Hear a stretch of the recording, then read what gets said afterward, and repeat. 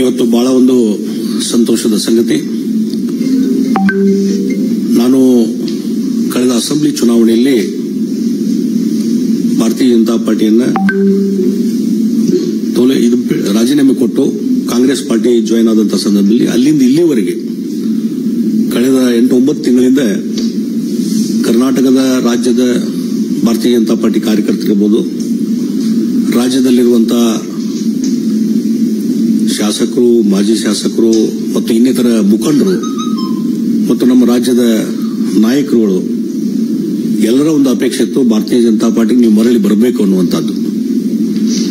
ಮತ್ತು ರಾಷ್ಟ್ರೀಯ ನಾಯಕರು ಸಹಿತ ಇವತ್ತು ಬರಬೇಕನ್ನುವಂಥ ಒಂದು ಆಶೆಗಳನ್ನು ವ್ಯಕ್ತಪಡಿಸಿದಾಗ ಇವತ್ತು ಬೆಳಿಗ್ಗೆ ಮಾನ್ಯ ನಮ್ಮ ಗೃಹ ಸಚಿವರು ಮತ್ತು ಭಾರತೀಯ ಜನತಾ ಪಾರ್ಟಿಯ ಹಿರಿಯ ನಾಯಕರು, ಹಿಂದಿನ ಅಧ್ಯಕ್ಷರಂತ ಅಮಿತ್ ಶಾ ಅವರನ್ನ ನಾವು ಬೆಳಿಗ್ಗೆ ಭೇಟಿಯಾಗಿದ್ವಿ. ಬಹಳ ಒಂದು ಅತ್ಯಂತ ಗೌರವದಿಂದ, ಒಂದು ಹೆಚ್ಚಿನ ರೀತಿಯಾದ ಪ್ರೀತಿ ವಿಶ್ವಾಸದಿಂದ ಅವರು ನಮ್ಮನ್ನು ಬರಮಾಡಿಕೊಂಡ್ರು. ಮತ್ತು ಅದೇ ರೀತಿ ಈಗ ನಮ್ಮ ರಾಷ್ಟ್ರೀಯ ಅಧ್ಯಕ್ಷರಂತ ನಡ್ಡಾಜಿ ಅವರನ್ನು ಈಗ ಭೇಟಿಯಾಗ್ತೇವೆ.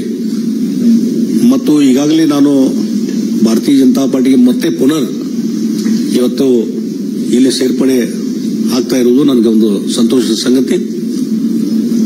ಮತ್ತು ಬಹಳ ಮುಖ್ಯವಾಗಿ ನಾನೇನು ವಿಧಾನ ಪರಿಷತ್ತಿನ ಸದಸ್ಯನಾಗಿ ಕೆಲಸ ಮಾಡ್ತಾ ಇದ್ದೇನೆ, ಅದು ಕಾಂಗ್ರೆಸ್ ಪಕ್ಷದ ವಿಧಾನ ಪರಿಷತ್ತಿನ ಸದಸ್ಯನಾಗಿ ಕೆಲಸ ಮಾಡ್ತಾ ಇದ್ದೇನೆ.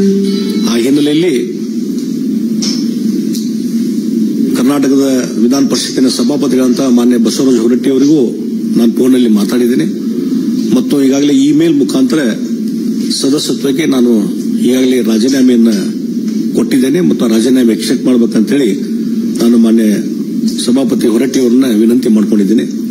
ಅದೇ ರೀತಿ ಕರ್ನಾಟಕದ ರಾಷ್ಟ್ರೀಯ ಕಾಂಗ್ರೆಸ್ ಪಾರ್ಟಿಯ ಅಧ್ಯಕ್ಷರಂತ ಡಿ.ಕೆ. ಶಿವಕುಮಾರ್ ಅವರಿಗೂ ಸಹಿತ ಕಾಂಗ್ರೆಸ್ ಪಕ್ಷದ ಪ್ರಾಥಮಿಕ ಸದಸ್ಯತ್ವಕ್ಕೆ ರಾಜೀನಾಮೆ ಕೊಟ್ಟಿದ್ದನ್ನು ಇಮೇಲ್ ಮೇಲೆ ಅವ್ರಿಗೆ ಕಳಿಸಿದ್ದೇನೆ ಮತ್ತು ಅಲ್ಲಿ ಸ್ವತಃ ಕಳಿಸುವಂತ ವ್ಯವಸ್ಥೆ ನಾನು ಮಾಡ್ತಾ ಇದ್ದೇನೆ.